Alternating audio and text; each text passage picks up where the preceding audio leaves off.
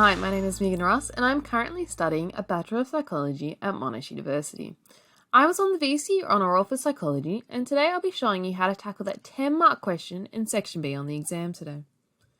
This question does not follow the traditional rule of one piece of information per mark, and instead this question is marked holistically and is marked to the bell curve.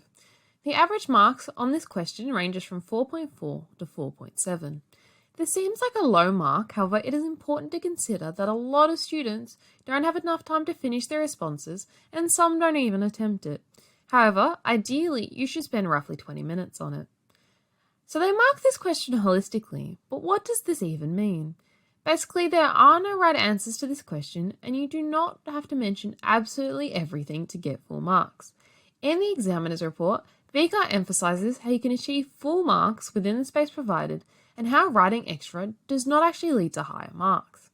Your response to this section should also be written in full sentences and should have multiple paragraphs as they also mark responses according to clarity and organisation.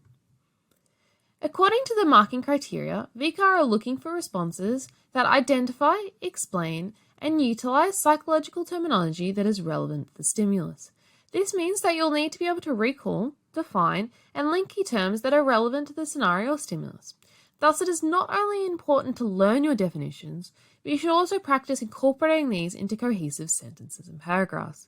This leads on to the next stop point of the marking criteria, where they assess your discussion of relevant concepts, ideas, theories, or models, and how you analyse and evaluate them.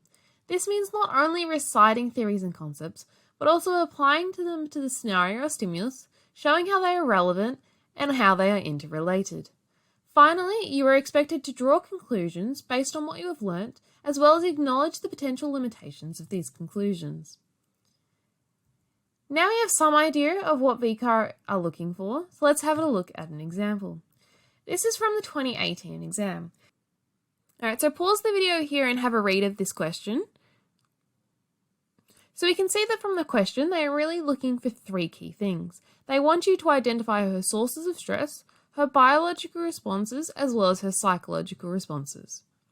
They also want us to remember to discuss theories and models of stress and coping.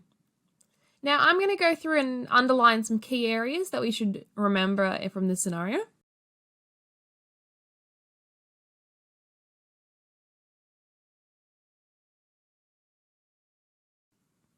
First, we will look at our sources of stress, and then we will break these down into the four major categories. So first, we will start with daily pressures that include things such as expectations of her parents, academic demands, part-time work, and daily irritations.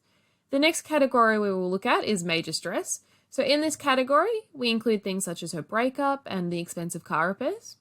Next, we have agriculture of stress, where we talk about how she moved to Australia when she was 12 years old and she comes from a non-English speaking background. And the last category is life events, where this category is really only her breakup. So we can see that there is some overlap from these categories, and there are a few variations. Next, we'll talk about her biological response. So the theory or model that would fit this best is general adaptation syndrome, also known as GAS.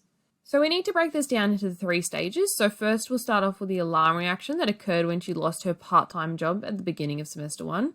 Here we could also talk about shock and countershock. Next, we need to talk about resistance, where she has a cold, but she's mostly okay and is getting through things. Last, we need to talk about exhaustion, where she gets that insomnia and headaches. Moving on to the next section, we need to discuss her psychological responses. Now, the model of stress we use for this is Lazarus and Folkman's model of stress. We need to talk about her primary appraisals, which could include harm loss, which could be the loss of a relationship or loss of money due to expensive car repairs. Threat, as in she's lost her job and she has a threat to loss of finances. We could also consider it a challenge, as she has a challenge to find a new job now. Next, we need to talk about her secondary appraisals and what options she has available to cope. So this could be exercising, meditation, seeing her psychologist, talking to her family and friends. We could also talk about coping strategies such as context-specific effectiveness, coping flexibility, and whatever other strategies you may use. Now let us have a look at the example from 2019. This is a very different style of question and does not provide an in-depth scenario. So there isn't actually much information given to us in this question. You know that you need to discuss the Atkinson-Shiffrin multi-store model of memory, and you also need to talk about the formation and retrieval of memory with specific reference to a person's first day at secondary school. How you structure your response to this question is not as straightforward as it was in the previous question. Here are some things that you could potentially talk about. You could talk about the specific regions of the brain and their role in memory formation, different methods of retrieval, how factors may influence the ability or inability to remember, neuroplasticity, which includes LTP and LTD. You could also talk about the role of neurotransmitters and neurohormones in learning. You could also talk about the different models of learning. Again, no matter how tempting it is to talk about all these different topics, I would advise you to refrain from it. Talking in depth about a handful will help you to ensure you cover enough detail as well as not waste your time.